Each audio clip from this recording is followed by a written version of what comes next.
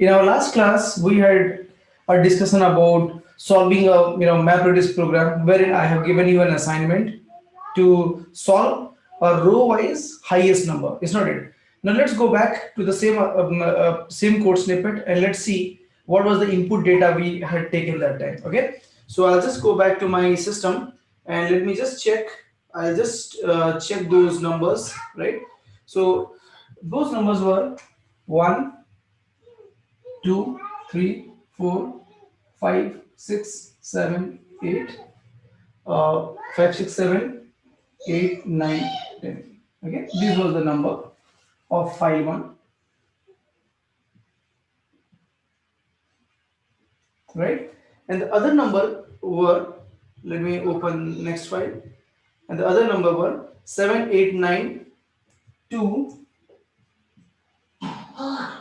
7, 8, 9, 2, 10, 11, 14, 17, 19, 10, 11, 14,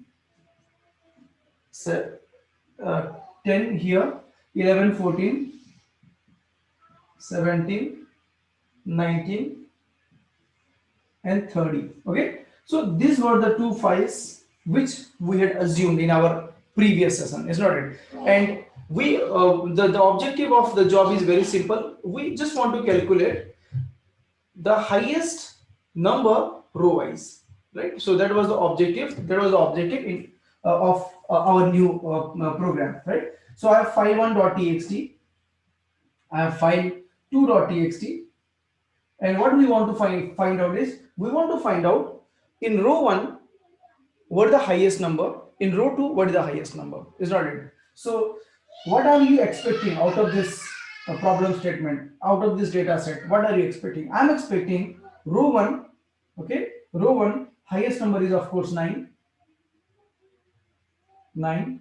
row 2 highest number is 10, right?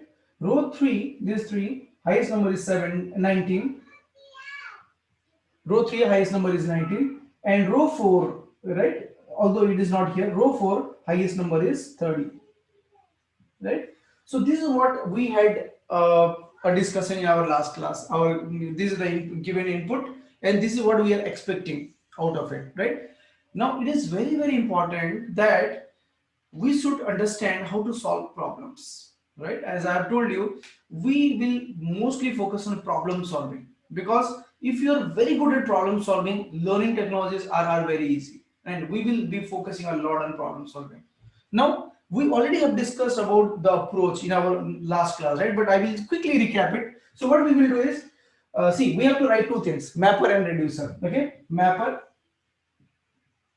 and reducer. That's what we have to do. Just understand what needs to be written in mapper and what needs to be written in your reducer. In my mapper, I'm going to get this whole line, right? So out of this whole line, what I'm going to do is, I'll start counting. See, my map method will start executing, and I'll start counting. This is 1, so I should emit 1, and I should emit 1, 2, 3, 4 key value pair. Okay. Second line, I should emit 2, and I should emit 5, 6, 7. Okay. Next 3, I should emit 8, 9, and 10. This is the output I'm expecting from my mapper code, right? From my mapper code, I'm expecting this to be the output. Okay.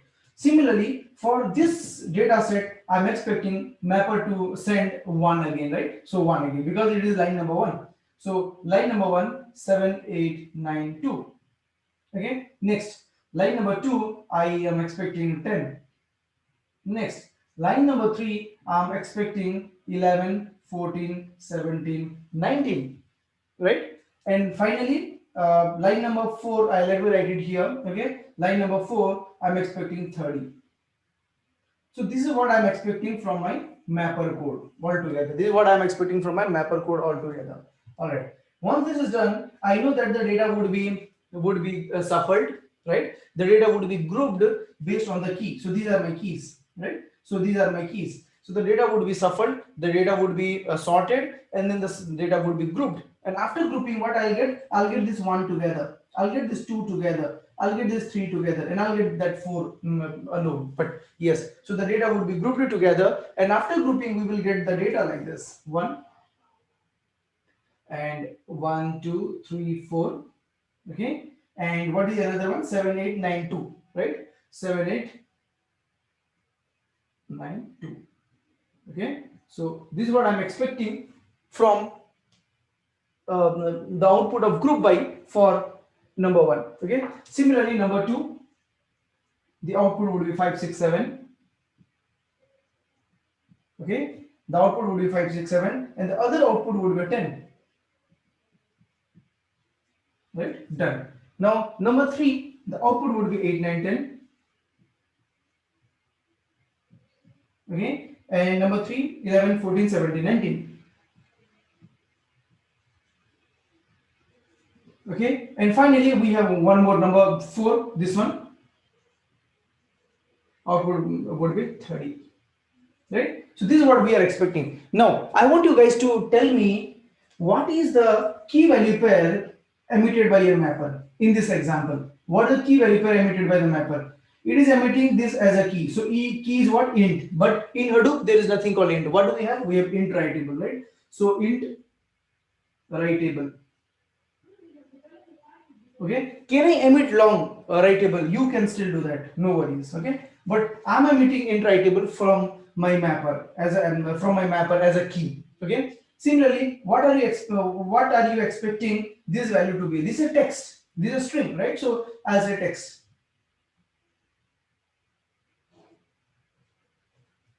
this is the data type of key and value from your mapper. Okay, and this key value would go to the reducer. So in the reducer, group by, after group by, whatever key value pair you are getting, this key would be int writable. Okay, and these values would be all text, right? So it is int writable and text. Okay, so once you get this data here, now we will have to just figure out in this row number 1 what is the highest value, in this row number 2 what is the highest value, in the row number 3 what is the highest value. Okay, so now we're going to see this practically and we will try to see how have we solved this problem. There are other approaches also to solve this problem, but let us go by this approach.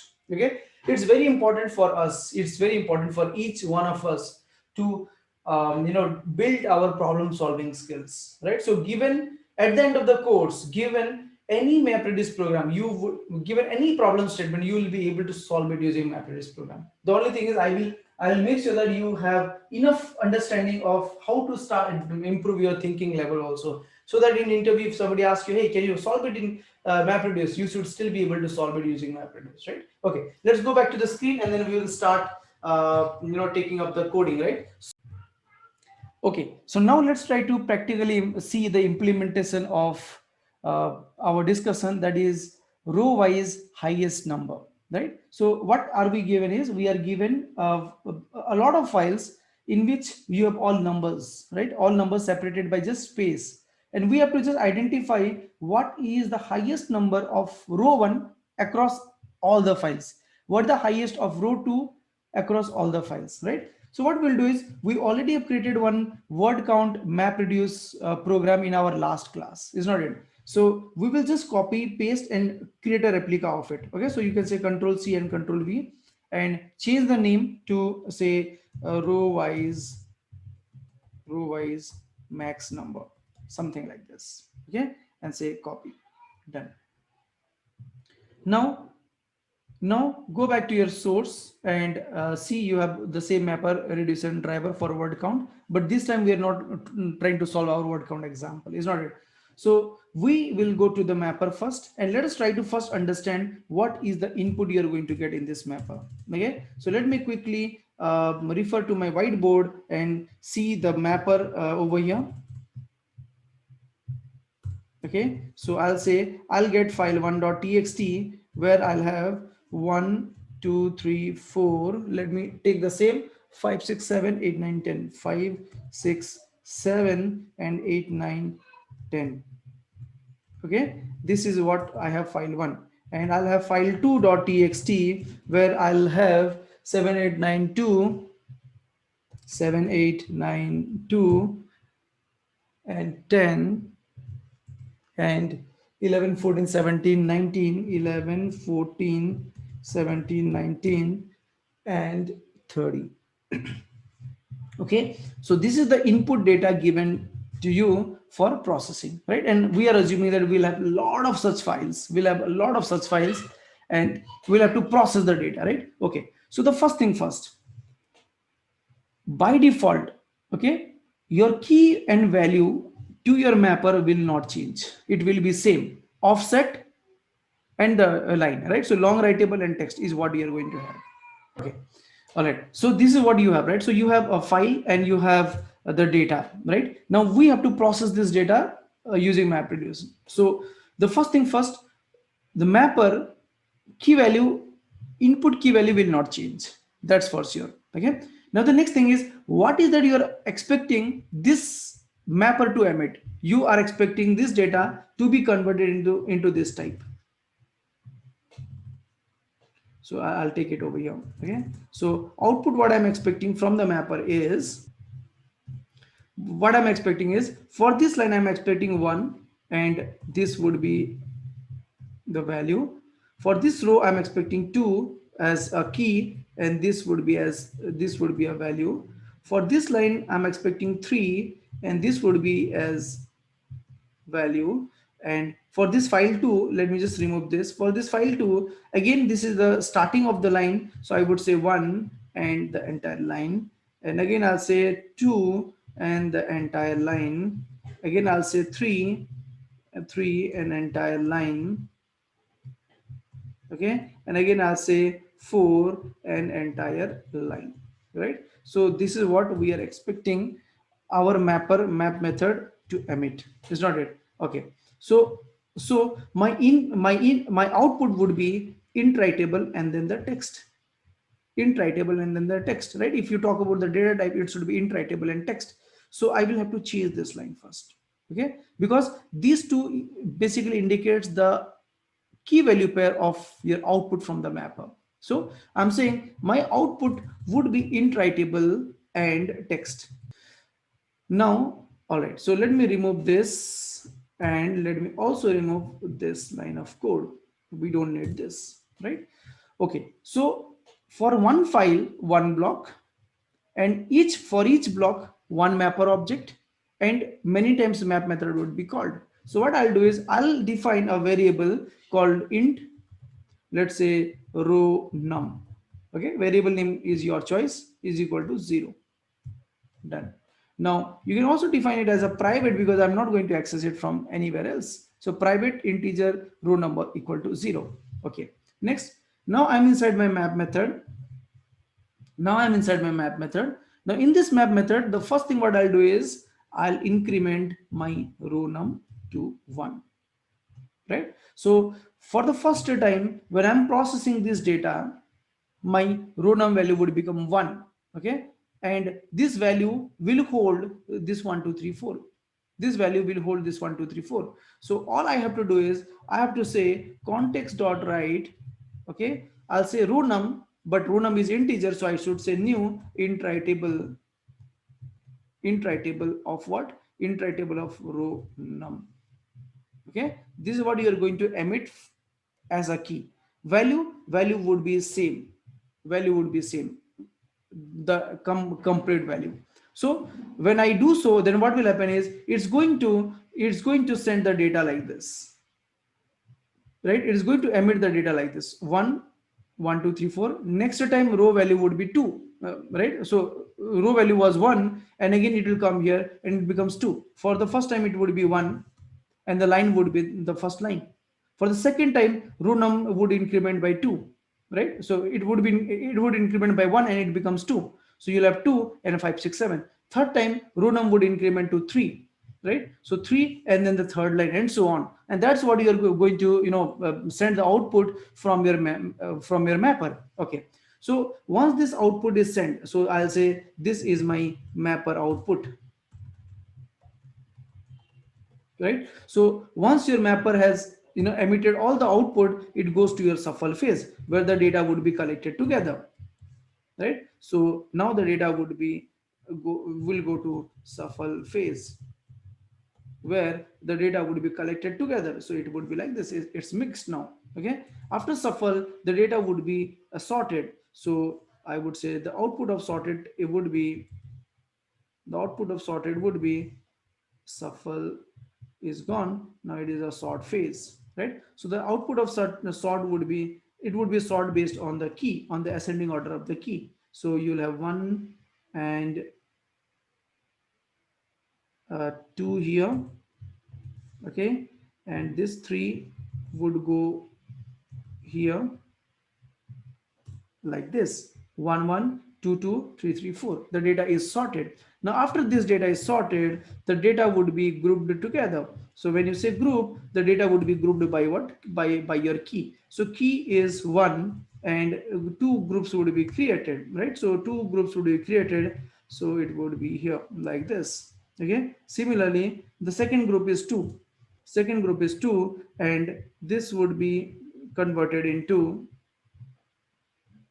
like this, something like this, right? Now the third group is 3, and this would be converted into something like this, right? And group 4 would have only one element, but still it is a group of only one element. Again, so that is how your sorting will also happen, right? So shuffle, sort, and everything is taken care of. Now what we'll do is, I'll copy this. This is what you have to copy to your reducer to, so that you can understand what kind of data is going to come to your reducer. So let's go back and check our reducer code. So yeah, so make sure that your mapper program is error free. Done.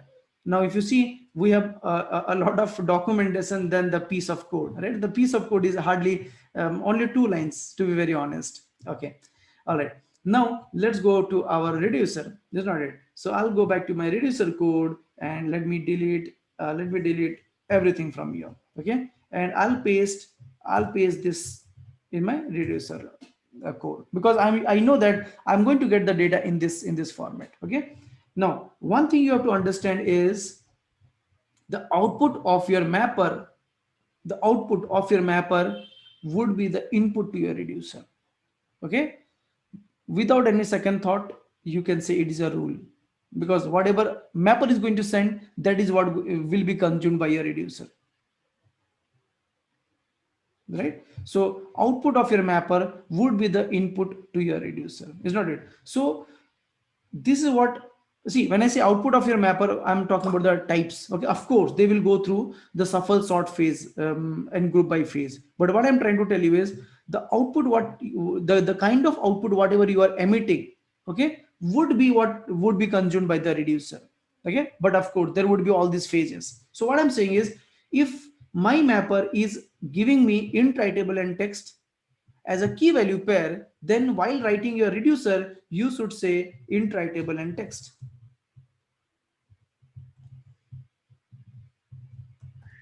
Okay, this is what you will get in your reducer. Of course, this would be a collection of text. Okay, but if I talk about the types, if I talk about just the data type, then the output data type of mapper and the input data type of your reducer must match. That's what I'm trying to tell you. So we have done this. Now we'll have to write a reducer. Now, okay, one more thing. Let's also write our reducer output, right? So what are you expecting? What is the type you're expecting from this reducer? Int, writable, and int, writable, because you'll say row number 1, my highest number is 9. Row number 2, my highest number is 10. Row number 3, my highest number is 19. Row number 4, my highest number is 30. So you are expecting here to be int, writable, and int, writable. Okay, done. Now you say I want to implement my reduce method. Okay, and then you press control space and hit enter, right? Done.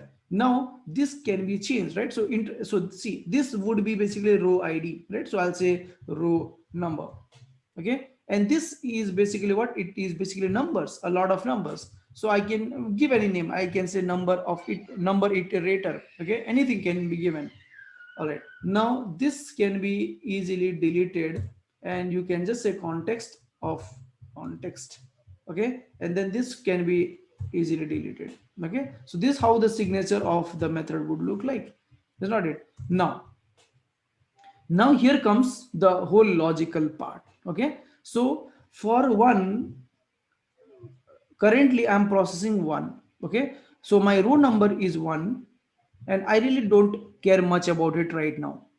All I have to find out is I have to find, see, for this row number 1, can you tell me what would be the size of this iterator, guys? What would be the size of this array? How much data would you have in this array? How many records you will see in this array? 2, right? Because this is 1 and this is 1, is not it? 2. Okay, so you'll get 2 elements, and each element is basically a string of numbers. Okay, you should not say 8. 8 would be wrong. 2. Okay, so what I'll do is I'll say for, okay, what is the type of this num_it, guys? What is the type of this num_it? Text, not string. Okay, so I'll say for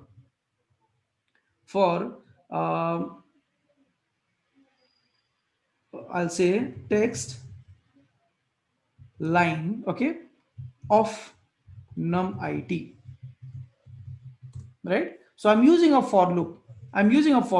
And I'm saying let us iterate through all the element from num_it.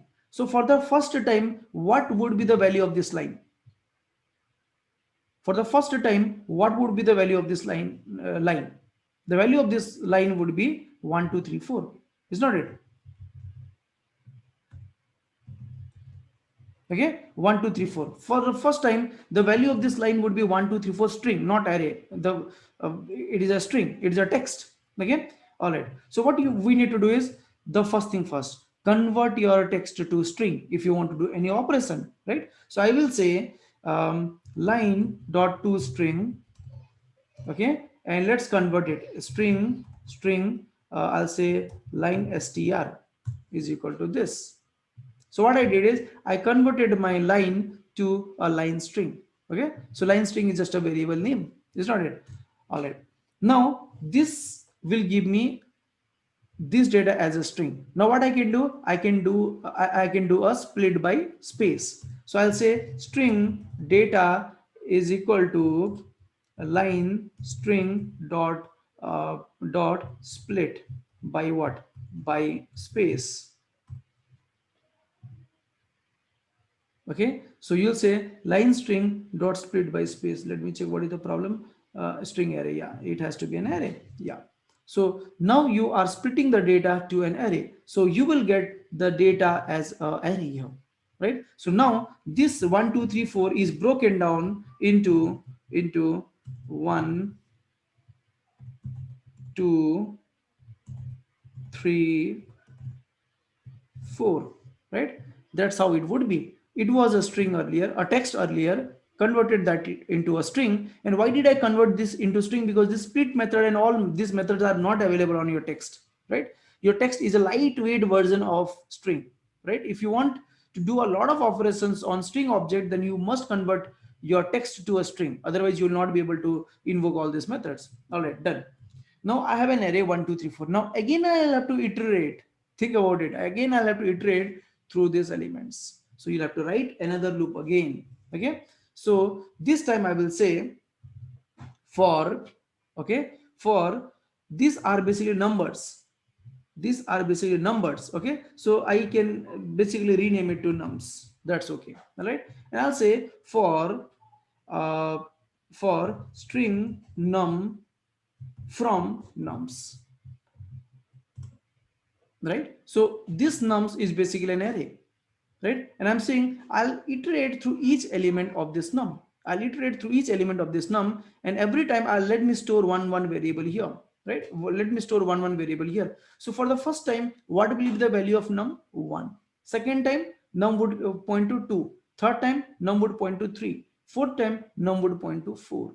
Okay, now we'll have to find out what is the highest out of it, right? So what I will do is I'll define a variable here. Okay, I'll define a variable here. I'll say int max value is equal to how much?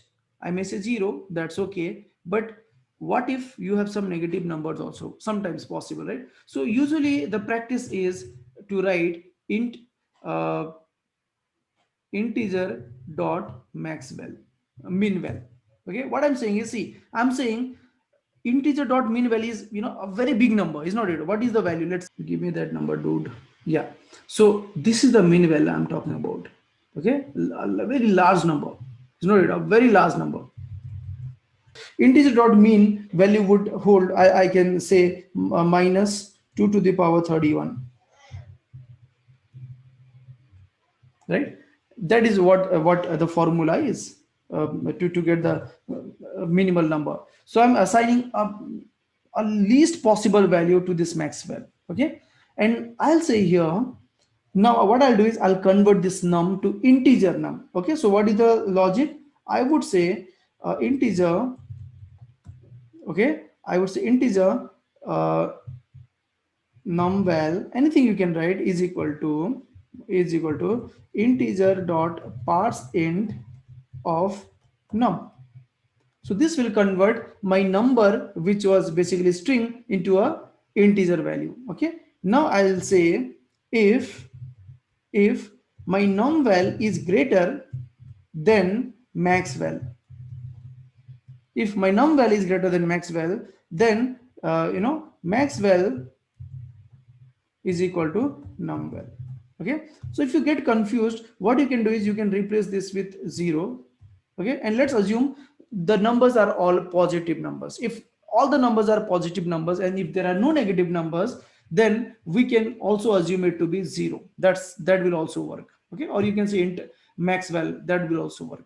So if I say it is 0, let's assume this is Maxwell equal to 0, and let's assume there is no negative number in our data set altogether. As per that, if you are trying to say integer numval equal, see, as per that, what will happen is this num would get 1 first. Okay, and I'm converting that into integer, so this numval would be 1. Now I'm saying this one, is it greater than 0? Right? If yes, then I will say my maximum value, whatever I have found so far, is 1. Okay, next time this value would be 2. Okay, now again I'll check this 2, is it greater than 1, because 1 is what we have previously stored, right? So it says yes, right? And then it will say, okay, Maxwell equal to 2, done. Next 3, it will again check if this 3 is greater than Maxwell, yes, right? It will store. So every time whenever it finds a maximum value, it will assign the max value to this. Okay, it will assign the max value to this. So tell me one thing, this for loop will iterate how many times, guys? The outer for loop will iterate how many times for this row number 1, for this group number 1, outer for loop will iterate 2 times, right? One for this and another time is for this. Okay, but can you tell me this inner for loop will iterate how many times for this one? This inner for loop will iterate how many times for this one? It will be 8, because it has to iterate for each element, right? And when you are iterating through each element, you have created a variable to hold the maximum possible value. So what are you expecting the max value at the end of this group 1? What is the value you are expecting? Correct. So I expect the max value to hold 9. I expect the max value to hold 9, right? So if you're expecting that, you can also use println, right? So sys out and then say control space. Okay, and here you say max value is equal to, okay, and try to print your max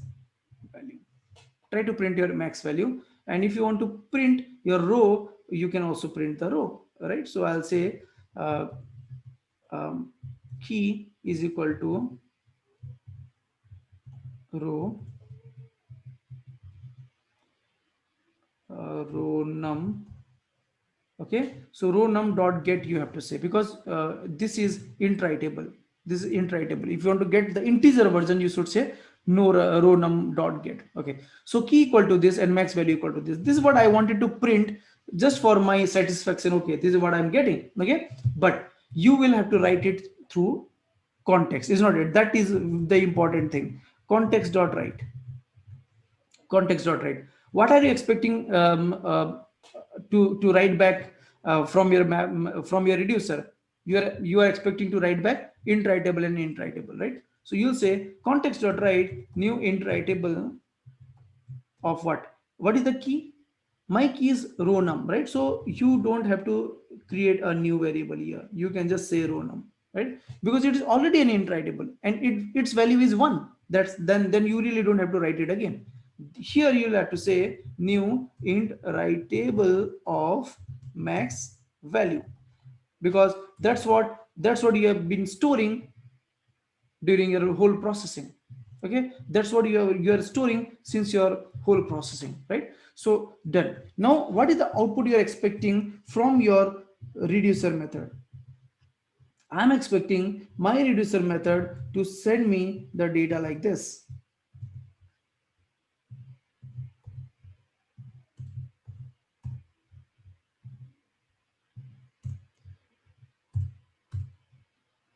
Okay, so for 1 I'm expecting 9. Okay, for 2 I'm expecting 10. For 3 I'm expecting 19. For 4 I'm expecting 30. This is what we are expecting as our output, right, from the reducer code, right? And if we are getting this output, then we have completed our code.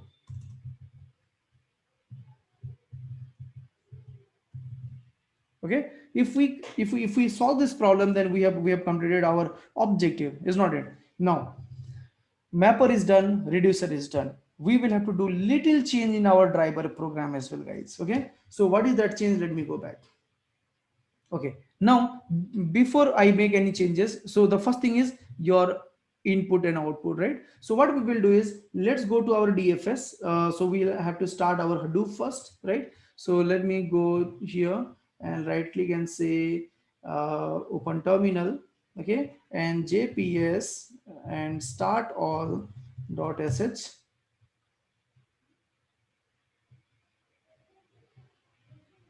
This will start our Hadoop system.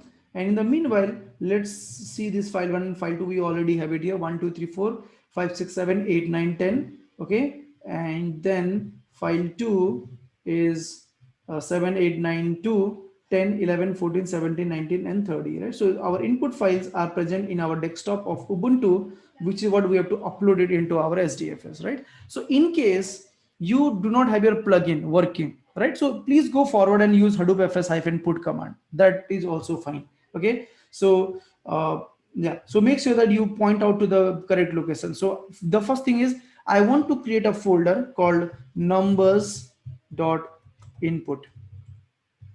Okay, and I want to write the output to numbers underscore output, right? So numbers underscore input is what would be my input path, and numbers dot output is what would be my output path. So if you do not have this plugin configured for any reason, right, so you are always welcome to go back and do that uploads and creating the directory manually. So let me do it for you for now. As I've told you, if you feel you do not have that plugin with you, so you can just go back to terminal and then create the directory manually, right? So you can say Hadoop fs hyphen mkdir and numbers underscore input. Okay, so this will create numbers underscore input under your SD user. And then since I'm already in my desktop, I can say Hadoop fs hyphen put a file star.txt, right? Instead of writing file1.txt, file2.txt, and I can say put it under numbers underscore input folder. Right, it's done. Now let's go back to our Eclipse and go to your DFS location, local Hadoop user SD user. So number inputs is already uploaded. Go back and check the content: 1 2 3 4 5 6 7 8 9 10, and here 7 8 9 2 10 11 14 17 19 and 30, right? So this like you can upload the data using the terminal approach, or you can upload the data using your Hadoop plugins for Eclipse approach. Okay, both would be same. All right, so we have added our data, right? We have uploaded our data in this place. That's okay. Now the next thing what you need to do is you will have to make a change here, guys. Okay, because I have told you in our previous day that this is actually your mapper key and value pair. Okay, if you don't change, you will get into error. So let me run it first. And I'll say run as Java application and be ready to see that error, right? So let's see what happened here. Yes. So you got an error. It says mismatch in the key and the expected is text and received is int-writable. And right now you're saying, right now you are getting this error just because you're saying my mapper will emit me text, right? But it is not the case, right? Because your mapper is emitting what? Int-writable and text.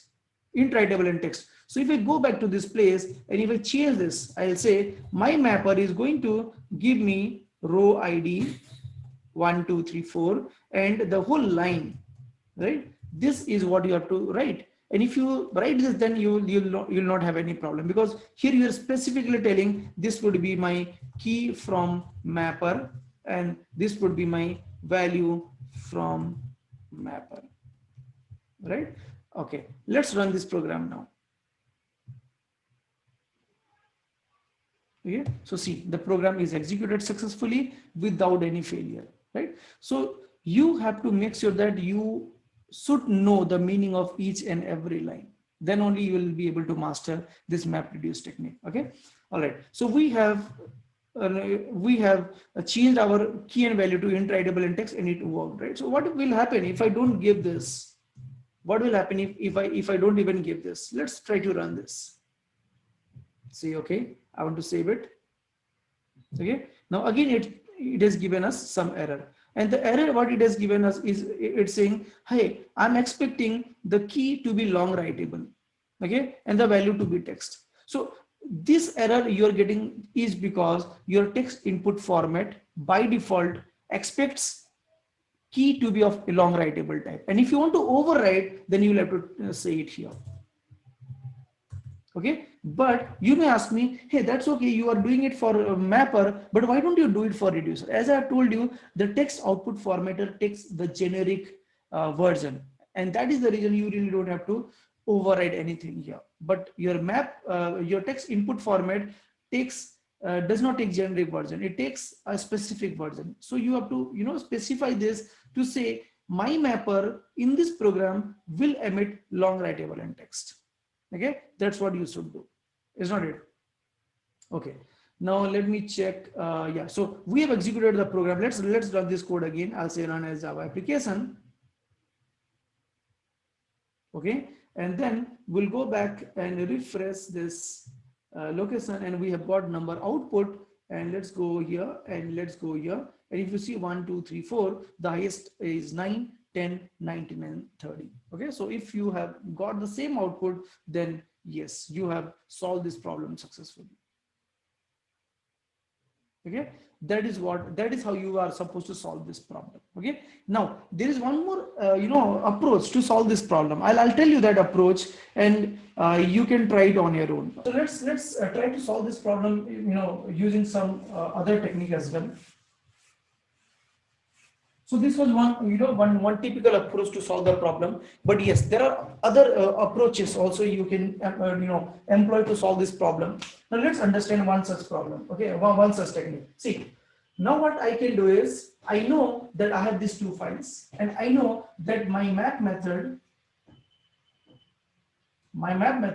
key value context, right? So my map method will take the data as key value and context. This key would be offset, which I really don't care of, right? This value would be this entire line, right?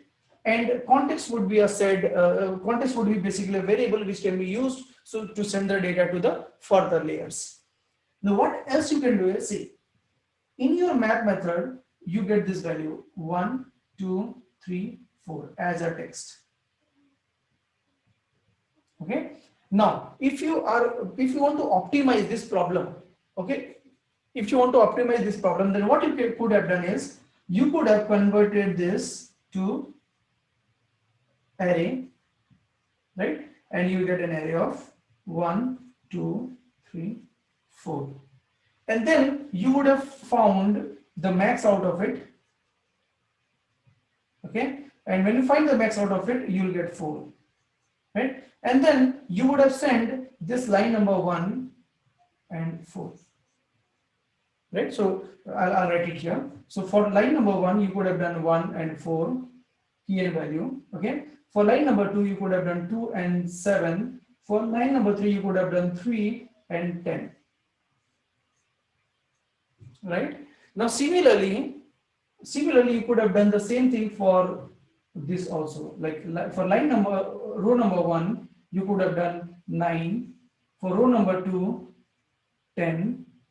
For row number 3, 19, and for row number 4, 30. Okay. Now, if you do this, then you are, you're not sending unnecessary data to your reducer side, right? You are not sending the data to your reducer side, and you would have taken care of everything here itself. Okay. Now, after that, you can at least, go back to the reducer, and in the reducer you will still have to do the same thing. But here, if you see, the value has changed. Earlier the value was of text type, now the value is of int writable type.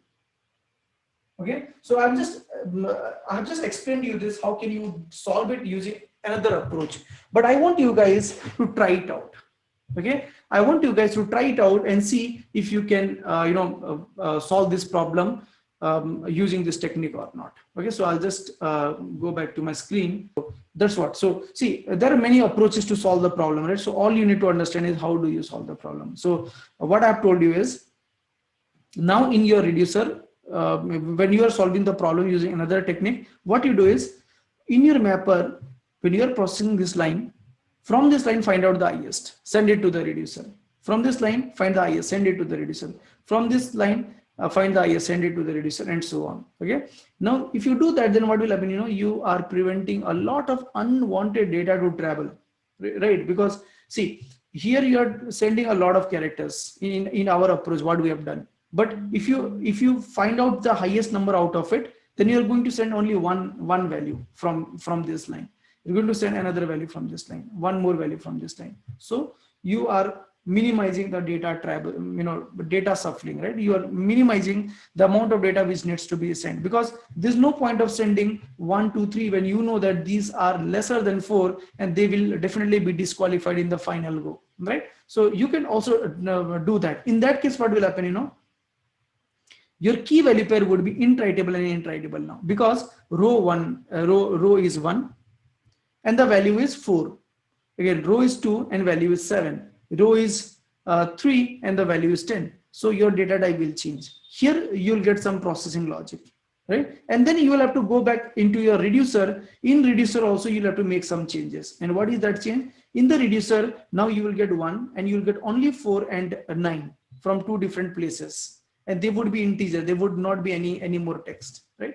So likewise, you can just change your code and get the same output. So what I'm saying is, only my solution is not correct. Okay, you can use some other technique to solve the problem and you will still be getting the same output.